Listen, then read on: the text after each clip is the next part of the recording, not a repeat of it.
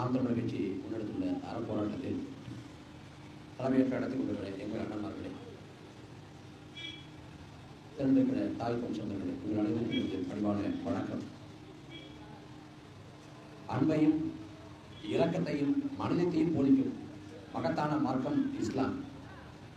போட்டிருக்கக்கூடிய பெருமகனார் நபிகள் நாயகம் அவர்கள் அடுத்த வீட்டில் ஒருவர் உணவில்லாது பசியோடு காத்து கிடக்கிற போது நீ வயிறு நிறைய உண்ணாதே, அவ்வாறு உண்பவன் இறை நம்பிக்கையாளனாக இருக்க முடியாது என்று சொல்கிறார்.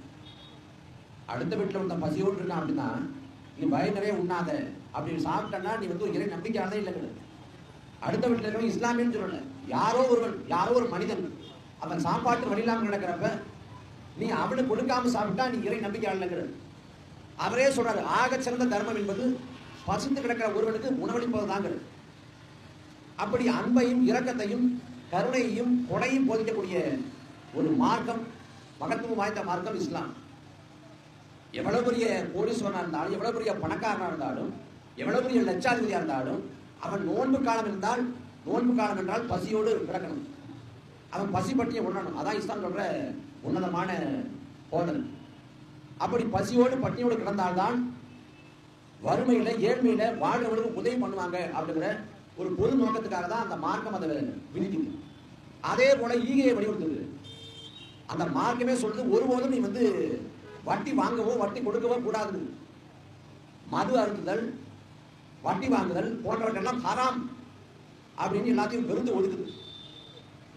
அந்த மார்க்கம் இறை பணிக்காக, சமூக தொண்டுக்காக அல்லாஹ்வின் பேர்ல கொடுக்கப்படுற அந்த சொத்துக்களை வந்து வக்ஃபு அப்படின்னு அந்த வக்ஃபு வாரியம் அப்படின்னு அது நிர்வகிக்க வச்சிருக்காங்க.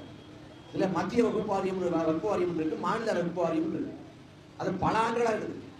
95ஆம் ஆண்டு அது திருத்தம் செய்யப்படுது. அதுக்கு ஒரு 2013 திருத்தம் செய்யப்பட்டிருக்குது. இப்ப மறுபடியும் திருத்தம் செய்யறாங்க. அந்த வக்ஃபு வாரியத்தை திருத்தம் செய்ய வேண்டிய அவசியம் என்ன? நாடு முழுமைக்கும் இறை பணிக்காக சேவை நோக்கத்தோடு அந்த வக்ஃபு சொத்துக்கள் பயன்படுத்தப்படுது. அந்த சொத்துக்கள் மீது கை வைக்கிற நோக்கத்தோடு தான் இந்த சட்டத்தை கொண்டு வரப்படுது. குறிப்பா ஒருத்தர் இஸ்லாம் மார்க்கத்துக்கு மாறுறாரு, மதம் மாறுறாருன்னா அவர் வந்து வக்ஃபுக்கு சொத்து கொடுக்கலாம்ங்கிற விதி இருந்துச்சு. ஆனால் இந்த சட்டத்திட்டத்தின் மூலமாக ஒருத்தர் இஸ்லாம் மார்க்கத்துக்கு மாறினார்னா 5 ஆண்டு கழிச்சு தான் கொடுக்க முடியுங்கிற நிலைமை இருக்கு. எதற்காக இந்த திருத்தம்? மத்திய வக்ஃபு கவுன்சில், மாநில வக்ஃபு வாரியம், இதுல 2 பேர் இஸ்லாமிய அல்லாதவங்க இருக்கணும். அறநிலையத்துறையில ஒரு இஸ்லாமிய ஏற்றுக்கையா பாபநாசத்துல அரங்காவலராக நர்கீஸ் கான் அப்படின்னு ஒருத்தர் தெரிவு செய்யப்படுறார், நியமிக்கப்படுறார். எப்படி நர்கீஸ் கானை நியமிக்கலாம்னு சொல்லி கெச்ராஜா உள்ளிட்ட பாஜக சட்டமன்ற மக்கள் அவ்வளவு போராட்டம். ஆனா நர்கீஸ் கான் ஒரு இஸ்லாமியர் அல்ல. அந்த நர்கீஸ் கான் பிறப்பதற்கு மருத்துவம் செஞ்ச மருத்துவரின் பேர் நர்கீஸ் கான், ஒரு இஸ்லாமியர்.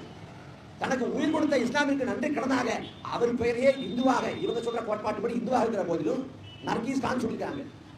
அந்த நர்கீஸ் கான் பேர் சூட்டினாலேயே இந்துவாக இருந்தாலும் அரங்காவலராக இருக்கக்கூடாதுன்னு சொல்றது வாழ்ந்துருந்தார். அப்ப அறநிலையத்துறையில இஸ்லாமியர் வர முடியாது, கிறிஸ்துவ வர முடியாது, மற்ற கடவுள் நம்பிக்கை அற்ற வர முடியாது. அதை இந்துதான் வரணும்னு வச்சிருக்காங்க விதி. ஆனா இந்த வக்ஃபு சட்டத்திட்டத்தின் மூலமாக வக்ஃபு சொத்தை நிர்வகிப்பதுல இஸ்லாமிய அல்லாதவர் வர வேண்டிய அவசியம் என்ன? வக்ஃபோட தலைமை செயல் அதிகாரியாக இஸ்லாமிய இருக்க வேண்டும் என்ற விதி திட்டமிட்டு நீக்கப்படுது. அப்ப என்ன? வக்ஃபு சொத்துக்களை கையாளது பண்ணணும், அபகரிக்கணும். அதற்கு ஒரு வாய்ப்பாக இந்த சட்டத்திட்டத்தை கொண்டு வரலாம். உண்மையிலே இஸ்லாமிய மக்கள் மீது ஒரு அக்கறை இருக்குதா? இந்தியா முழுக்க 541 பார்லிமெண்ட் தொகுதி இருக்கு. 543. அந்த 543 பார்லிமெண்ட் தொகுதியில நாட்டை ஆளக்கூடிய பாரதிய ஜனதா எத்தனை இடத்துல இஸ்லாமிய மக்களுக்கு வாய்ப்பு கொடுத்திருக்கு? உத்தரப்பிரதேச அஜப்பட்டியால் சட்டமன்ற தொகுதி இருக்கு. ஒரு சட்டமன்ற தொகுதியில இஸ்லாமியர் போட்டியிட முடிஞ்சா? பாஜகவால போட்டியிட வைக்க முடிஞ்சா? 543 இடங்கள்ல பாஜக சார்பா ஒரு இஸ்லாமியர் இல்ல. இஸ்லாமியருக்கான பிரதிநிதித்துவத்தை முற்றாக மறுத்து விட்டது பாரதிய ஜனதா. இருக்கக்கூடிய அமைச்சர்கள் ஒரு இஸ்லாமியர் இல்ல. அப்படி இஸ்லாமியருக்கான பிரதிநிதித்துவத்தையும் வாய்ப்பையும் முற்றாக மறுத்த பாரதிய ஜனதாவுக்கு என்ன இஸ்லாமிய மக்கள் மீது திடீர் அக்கறை? எதற்காக இந்த அக்கறை? அப்ப இஸ்லாமிய மக்களை குறிவைத்து தொடர்ச்சியாக வேலை செய்வது பாரதிய ஜனதா. சிஏஏ கொண்டு வந்தான். எது கொண்டு வர்றான்? குடியுரிமை அளவிடுவதற்கு மதத்தை அளவுகோல வைக்கிறேன். பாகிஸ்தான், பங்களாதேஷ், ஆப்கானிஸ்தான் போன்ற நாடுகள் வரக்கூடிய இஸ்லாமிய அல்லாத குடியுரிமை, இஸ்லாமிய குடியுரிமை இல்லை. இந்த நாடு மத சார்பற்ற நாடு, மதத்தை அளவுகோலாக வைக்க கூடாது. ஆனால் இஸ்லாமிய ஒரே காரணத்தால அவர்களுக்கு குடியுரிமை இல்லை அப்படின்னு சிஏ கொண்டு வந்தார். முத்தலாக் தடை சட்டம்னு இஸ்லாமிய பெண்கள் மீது திடீராக வருது ஐயா மோடி. குஜராத்ல 2002 நரேந்திர மோடி முதலமைச்சராக இருக்கிற போது 3000 இஸ்லாமிய பெண் துள்ள துணிக்க படுகொலை செய்யப்பட்டார்கள். இஸ்லாமிய பெண்கள் வேட்டையாடப்பட்டார்கள், பாலியல் வன்கொடுமைக்கு உள்ளாக்கப்பட்டார்கள். ஒரு கர்ப்பிணி இஸ்லாமிய பெண்ணை துரத்தி கொண்டு போகிறார்கள் கலவரக்காரர்கள், சங் பரிவார் கூட்டத்தினர். கர்ப்பிணியின் வயிற்றை கிழித்து வயிற்றில் சிசை எடுத்து நெருப்பில் பொசுக்கி போட்டு கொன்றான். அன்றைக்கு இஸ்லாமிய மக்கள் பெரும் அநீதிக்கு உள்ளாக்கப்பட்டார்கள். பில்கிஸ் பானுங்கிற ஒரு இஸ்லாமிய பெண்மணி தன் கண்முன்னே தன் குடும்பத்தாரை பறிகொடுத்தார், தன் குழந்தையை பறிகொடுத்தார். அந்த பில்கிஸ் பானுக்கு இன்னைக்கு வரை நீதி கிடைக்கல. பில்கிஸ் பானுவின் குடும்பத்தாரை எவன் கும்பல் படுகொலை செய்தானோ அவனை விடுதலை செய்த கேடுகட்ட கட்சி பாரதிய ஜனதா. அந்த பில்கிஸ் பானு மீது வராத அக்கறை இஸ்லாமிய பெண்கள் மீது வந்து முத்தலாக் தடை சட்டம் கொண்டு வர. இஸ்லாம்ங்கிற மார்க்கம் எல்லாத்தையும் பகுத்து வகுத்து எவ்வாறு தெளிவா வச்சிருக்குது. ஆனா தேவையற்ற அந்த மதத்துக்குள்ள தலையிடுற அயோக்கியத்தனமான வேலையை பாரதிய ஜனதா செய்யும். பாரதிய ஜனதாவை இஸ்லாமியர்களுக்கு எதிரி, கிறிஸ்துவருக்கு எதிரி சுருக்கி பார்க்க கூடாது. அவன் ஒட்டுமொத்த மக்களுக்கு எதிரி. இந்த நாட்டை பிடித்த பெருங்கேடு. பிரதமர் நரேந்திர மோடி நாட்டை ஆள தொடங்கி 11 ஆண்டுகளாக ஆகிவிட்டது. 2014 வர்றப்ப வளர்ச்சி என்று பேசினார். நாட்டை வளர்ச்சி பாதையை கொண்டு போகும், கருப்பணத்தை மேற்கொண்டார். ஆண்டொன்றுக்கு 2 கோடி பேருக்கு வேலை வாய்ப்பை பெற்றுத்தரும். ஆனா ஆட்சிக்கு வந்து இந்த 11 ஆண்டு காலத்துல நாடு எந்த அளவுக்கு முன்னேறி இருக்கிறது? ஒரு முன்னேற்றம் இல்லையே. இந்த 11 ஆண்டு காலத்துல மத வெறுப்பு நடவடிக்கைகள், குறிப்பாக இன ஒதுக்கல், இஸ்லாமியர்களை திட்டமிட்டு ஒதுக்குற அளவுக்கு எல்லாவித நடவடிக்கையும் மேற்கொள்ளுது. ஹலால் உணவை உண்ணக்கூடாதுங்கிற உணவுக்காக நீ வந்து ஆட்டையோ மாட்டையோ பலியிட்டால் கூட அது துடிதுடிக்க சாக கூடாது. கூர்மையான கட்சியை கொண்டு ஒரே இல்லை அதை அறுத்துன்னு சொல்லுது மார்க்கம். அது துடிதுடிக்க சாக விடாதராங்க மார்க்கம். அதான் ஹலால். மனிதர்களை வேட்டையாடுகிற இந்த பாரதிய ஜனதா ஹலால் உணவு பிரச்சனையா இருக்குது, வாங்கு ஓதன பிரச்சனையா இருக்குது, எல்லாம் பிரச்சனை இருக்குது. உண்மையிலேயே வந்து இந்த வக்ஃபு வாரிய சட்டத்திட்டம் வந்து இஸ்லாமிய மக்களின் மேம்பாட்டுக்காக நலவாழ்வுக்காக கொண்டு வரப்படுது அப்படின்னா இந்த சட்டத்திட்டம் மேற்கொள்ளப்பட்ட பிறகு பார்லிமெண்ட்ல ஜெய் ஸ்ரீராம் முழக்கத்தை வைக்க வேண்டிய அவசியம் என்ன? வக்ஃபு வாரிய சட்ட திருத்தத்துக்கும் ஜெய் ஸ்ரீராமுக்கு என்ன சம்பந்தம்? எதற்காக ஜெய் ஸ்ரீராம் கொண்டு வரணும்? காரணம், நாங்கள் இஸ்லாமிய மக்களை தோற்கடித்து விட்டோம், சட்டப்பூர்வமாக ஜனநாயகபூர்வமாக தோற்கடித்து விட்டோம் என்ற உலகத்துக்கு காட்டுவதற்காக அந்த வேலை செய்யும். ஒரு கொடுங்கோல் ஆட்சி, ஒரு கேடுகட்ட ஆட்சி, சுதந்திர இந்தியாவில் இவ்வளவு மோசமான ஆட்சியை யாரும் பார்த்ததில்லை. பாஜகவோட ஆட்சியால யாரு நன்மை? நாட்டு மக்கள் பயன்பட்டாங்களா? 10-11 ஆண்டுகளுக்கு முன்பாக பாஜக தமிழ்நாட்டில் போராடியது. ஐயா பொன் ராதாகிருஷ்ணன் போராடினாங்க, ஏழை இந்து மாணவர்களுக்கு நாங்க கல்வி உதவித்தொகை கேட்கிறோம்னு. இந்த ஆட்சிக்கு வந்து 11 ஆண்டு காலத்துல எத்தனை ஏழை இந்து மாணவர்களுக்கு கல்வி உதவித்தொகை கொடுத்துருக்காங்க? ஒண்ணு கொடுக்கல. ஏன்னா கொடுக்க மாட்டான். அவன் நோக்கம் மக்கள் மீதான பற்று அல்ல, மக்களை இந்து இஸ்லாம் என்று பிரித்தாடுவது. பாஜகவின் அரசியல் மதம் தானே ஒழிய ஒருபோதும் மக்கள் நலன் இல்லை. மத சிக்கலை, மத பூசலை திட்டமிட்டு உருவாக்குவான். ஒவ்வொரு மாநிலத்துக்கும் ஒவ்வொன்று பேசுவான். தமிழ்நாட்டில் பிள்ளையார பேசிக்கிட்டு இருந்தான். தமிழ்நாட்டில் பிள்ளையாருக்கு மார்க்கெட் தெரிஞ்ச ஒண்ணு பிள்ளையார பிரேக்கப் பண்ணிட்டு முருகனை செஞ்சுட்டான். தமிழ்நாட்டில் இங்க பேசுறது வெற்றிவேல் வீரவேல் இங்க முழக்கம் போடுவான். தமிழ்நாட்டில் வெற்றிவேல் வீரவேல் என்று முழக்கம் போடுற பாரதிய ஜனதா அருகாமல் இருக்கக்கூடிய கேரளாவில் முழக்கம் போடுவானா? அங்க போட மாட்டான், அங்க வேற ஒண்ணு போடுவான். சாமியே சமைப்பான். அங்க சாமியே சமைப்பான்னு சொல்ற பாரதிய ஜனதா உத்தரப்பிரதேச சொல்லுவானா? உத்தரப்பிரதேச சொல்ல மாட்டான், அங்க ஜெய் ஸ்ரீராம் தான். உத்தரப்பிரதேச ஜெய் ஸ்ரீராம் சொல்ற பாரதிய ஜனதா மேல்பகர் சொல்லுவானா? அங்க சொல்ல மாட்டான், அங்க ஜெய் காடி ஓம் காடிப்பான். அங்க ஜெய் காடி ஓம் காடிங்கிறவன் மகாராஷ்டிரா சொல்லுவானா? அங்க சொல்ல மாட்டான், அங்க கனவிதா தான் போறியாம். எந்தெந்த மாநிலத்தில் எது சிக்கலாக மாறுகிறதோ, எது மக்களிடத்தை கவனம் பெறுகிறதோ அதை கையில் எடுத்துக்குவான். உத்தரப்பிரதேசத்தில் மாட்டுக்கறி தான் அடிப்பான். கேரளாவுக்கு போனா ஓட்ட போடு மாட்டுக்கறியை வீட்டில் கொண்டாடுறான். தமிழ்நாட்டில் கிறிஸ்துவ கைகுடிகளுமா, கிறிஸ்துவ மிஸ்ரிகளுமா. ஆனா கோலாவில அதே பாரதிய ஜனதா கிறிஸ்தவர்களை வேட்பாளராக எடுக்கணும். அவனுக்கு பாம்புங்கிற ஊருக்கு போனா நடுத்துறை நடக்க பார்த்துக்கணும். பாஜகவுக்கு பெரிய கோட்பாடு இல்லை. ஒன்று பசுமாடு, இன்னொன்று பாகிஸ்தான் நாடு. இதை தாண்டி எந்த கோட்பாடும் இல்லை. தேர்தல் வந்தா பாகிஸ்தான் உள்ள வந்துடும், பாகிஸ்தான் தாக்கல் கொடுத்துடும். பாகிஸ்தான் மீது இவ்வளவு கோபம். கிரிக்கெட் போட்டியில பாகிஸ்தான் வந்து இந்தியா தோத்தக்கூடாது, இங்கிலாந்து கிட்ட தோத்தா கூட போதும் பரவாயில்ல, ஆனா பாகிஸ்தான் தோத்தக்கூடாது. அன்பான சொந்தங்களே, இந்த நாட்டை 300 ஆண்டு அடிமைப்படுத்தி கொடுமைப்படுத்தி வெள்ளைக்காரன், இங்கிலாந்துக்காரன் ஜாலியன் வாலாபாக்கில் முன்னோர்களை, நிலத்தின் முன்னோர்களை கொண்டது வெள்ளைக்காரன், இங்கிலாந்துக்காரன். மதுவாண்டிகளை தூக்கிலிட்டது வெள்ளைக்காரன், இங்கிலாந்துக்காரன், பாகிஸ்தான்காரன் இல்ல. அந்த இங்கிலாந்து மீது வராத வன்மம், கோபம் எப்படி பாகிஸ்தான் வருது? இந்த நாட்டின் விதைக்காக பாடுபட்ட போது பாகிஸ்தான் நிலத்தில் இருந்த மக்களும் சேர்ந்து போராடினார்கள். அவன் விதையும் போது பிரிந்து போனான். எப்படி திருமணம் ஆன பிறகு தனி வீடு போறாங்களோ அது கூட புரிஞ்சு போயிட்டான். அந்த பாகிஸ்தான் பகைநாடாக மாறியது வரலாற்று துயரம், வரலாற்று பேரவரம். நீ பாகிஸ்தான் இதனால காட்ட, ஆனா இங்கிலாந்து உன்னால காட்ட முடியுமா? இங்கிலாந்து கோபம் கொள்ள முடியுமா? பாகிஸ்தான் மீது பாயிர, பாகிஸ்தான் துவம்சம் செய்வோம், பாகிஸ்தான் மீது போர் தொடுப்போம். ஆனா என்றைக்காவது பாரதிய ஜனதா சீனா குறித்து வாய் திறக்குமா? சீனா குறித்து அருணாச்சல பிரதேச சொந்தம் கொண்டாடுறான். அருணாச்சல பிரதேச சீனாக்காரன். இது அருணாச்சல பிரதேசம் இல்ல, தெற்கு திபேத்துங்கிறான். அந்த அருணாச்சல பிரதேச சொந்தம் கொண்டாடக்கூடிய சீனாவை கண்டித்து நரேந்திர மோடி வாய் திறக்க துணிவிருக்கா? ஒரு நாளும் சீனாவுக்கு வாய் திறக்க மாட்டார். வாய் திறந்தார் ஒட்ட தஞ்சினாங்க.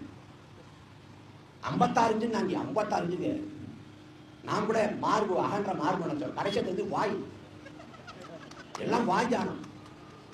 தமிழ்நாட்டில் பாஜகவை இன்னைக்கு அதிமுக தூக்கிட்டு வரேன்.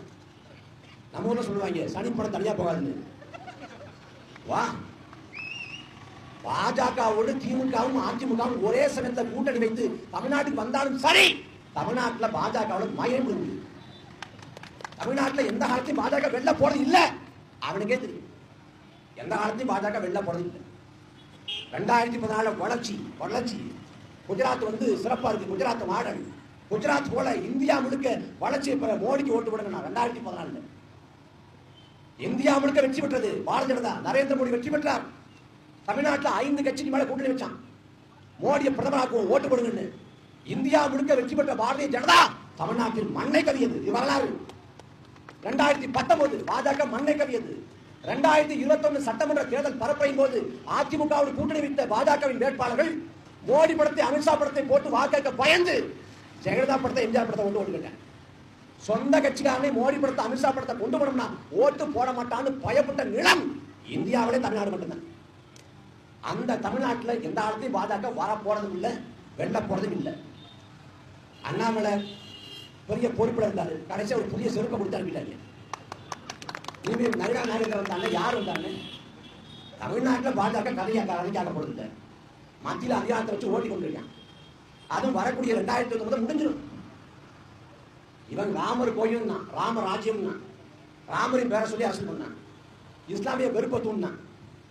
ஆனா அந்த பாரதிய ஜனதா இந்த முறை 2024 ராமர் கோயில் இருக்கக்கூடிய அயோத்தியை உள்ளடக்கிய பைசாபாத் பார்லிமெண்ட் தொகுதியில் சமாஜ்வாதிக்கு தோத்து போச்சு. ராமர் கோயில் இருக்கிற இடமே பாஜக தோத்து போச்சு, மண்ணை கவியது. அதுவரை ஜெய் ஸ்ரீராம் என்று பேசி வந்த நரேந்திர மோடி ஒரிசா பரப்புரையும் போது ஜெய் ஸ்ரீராம் கைவிட்டு ஜெய் ஜெகநாத் ராமருக்கு மார்க்கெட்ல விட்டுருவோம். அப்ப யாரு? பூரி ஜெகநாத் எடுத்துக்குவோம், ஜெய் ஜெகநாத். அவனுக்கு ஒன்னே ஒண்ணுதான், இந்தியாவை இந்துஸ்தானா மாத்தணும், இந்த நாடை மத நாடாக மாத்தணும், இந்தியாவில் இருக்கக்கூடிய அரசியல் சாசனத்தை திருத்தணும், மொத்தமா மாற்றி திருத்தணும். இந்த நாட்டில் இருக்கக்கூடிய இஸ்லாமிய மக்களை 2ஆம் தர 3ஆம் தர குடிமக்களாக மாற்றி நிறுத்தணும். அப்படி இல்லையா அவன் இந்து மதம் திரும்ப சொல்றேன். நாங்கள் இந்து மதம் திரும்பினா எந்த மதத்தில் எந்த சாதியை வச்சுக்க, நீ எந்த சாதி வச்சுக்க போற? எஸ்வி சேகர் போல, குருமூர்த்தி போல ஆரிய பார்ப்பனாக்கி விடுவியா? உலகத்திலே ஒரு கேடுகட்ட மதம் இருக்கிறதுனா இந்து மதம் தான்.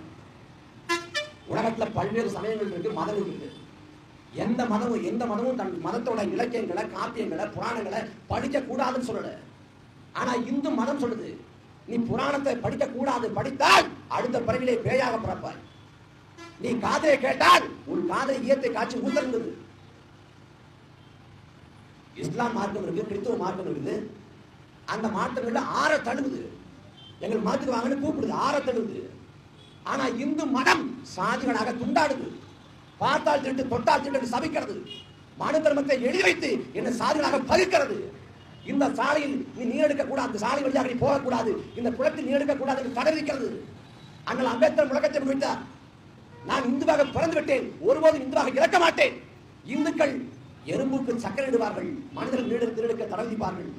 மகாத்மாக்கள் வந்தார்கள், மகாத்மாவை போனார்கள். ஆனால் தீண்டப்படாத மக்கள் மட்டும் தீண்டப்படாது என்று சொல்ற.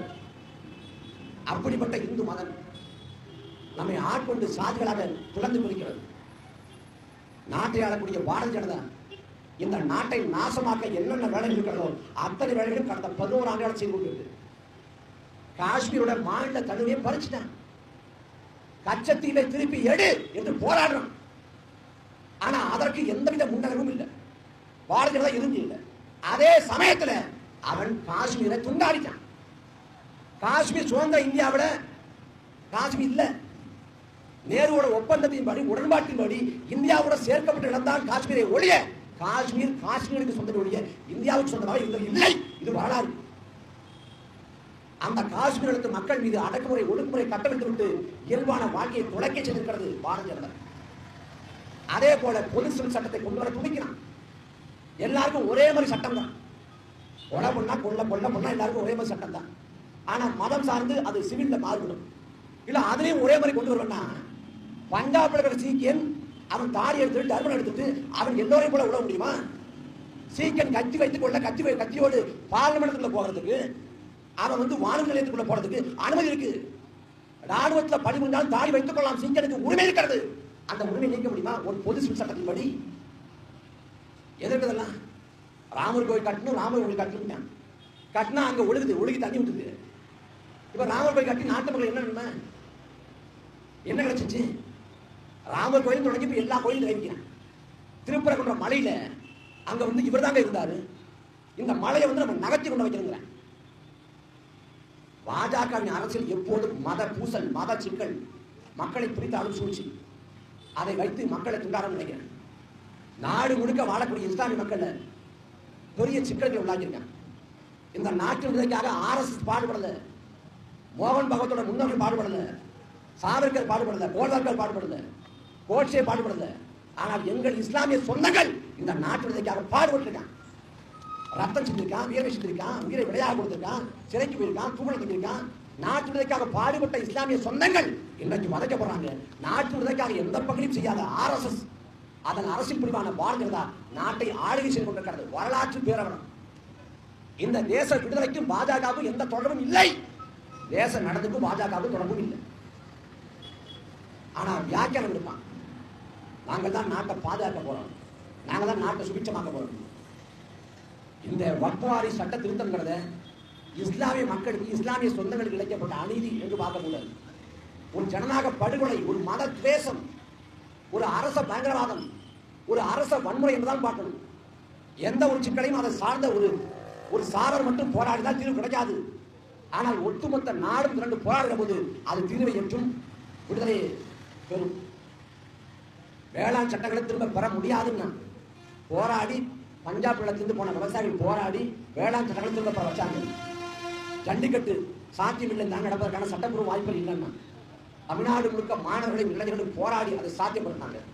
அதே போல இந்த வக்ஃப் வாரிய சட்ட திருத்தத்துக்கு எதிராக நாம் மாநிலம் முழுக்க போராட்டங்களை நாம் தமிழக கட்சி இன்றைக்கு எடுத்திருக்கிறது. இது அடையாள போராட்டம் தான். இதை அடியொற்றி எல்லா தரப்பு மக்களும் போராடணும். நாம சிஏ எடுத்து போராடணும். சாகின் பார்க்கணும், எல்லா இடத்தையும் அமர்ந்து குடும்பமாக போராடணும். அந்த சமயத்தில் கொரோனா வந்ததால அதை காரணமாக காட்டி போராட்டத்தை ஒடுக்கிட்டான். இந்த முறை எந்த தடையும் இல்லை, நாம் சுதந்திரமாக போராடலாம். அதனால இந்த வக்ஃப் வாரிய சட்டத்திற்கு போராட்டத்தை ஒரு அடையாள போராட்டமாக, மக்களின் கவனமிருக்கும் போராட்டமாக, மக்களின் விழிப்புணர்வு போராட்டமாக நீங்க செய்யறோம். இதை பின்பற்றி தொடர்ச்சியாக இருக்கிறதாக தமிழ்நாடு முழுக்க, இந்தியா முழுக்க போராட்டங்கள் எடுத்தால்தான் மத்தியில் ஆளக்கூடிய பாரதிய ஜனதா அடிபடியும். அது முன்வரைவாக மசோதா கொண்டு வரப்பட்டு இன்னைக்கு சட்டமாக ஆக்கப்பட்டிருக்கிறது. பெரிய ஆபத்து நிகழ்ந்திருக்கிறது. இஸ்லாமிய மக்களை நாடற்றவர்களாக, சொத்துக்களற்றவர்களாக மாற்றுங்க சதி செயலின் செயல்பாடுதான் இது. அதை உணர்ந்து தெரிந்து இந்த வக்ஃப் வாரிய சட்டத்திற்கு எதிராக வலிமையான போராட்டங்கள் எடுப்போம், தொடர்ச்சியாக களத்திருப்போம், உறுதியாக இதில் வெற்றி பெறுவோம். நன்றி, வணக்கம்.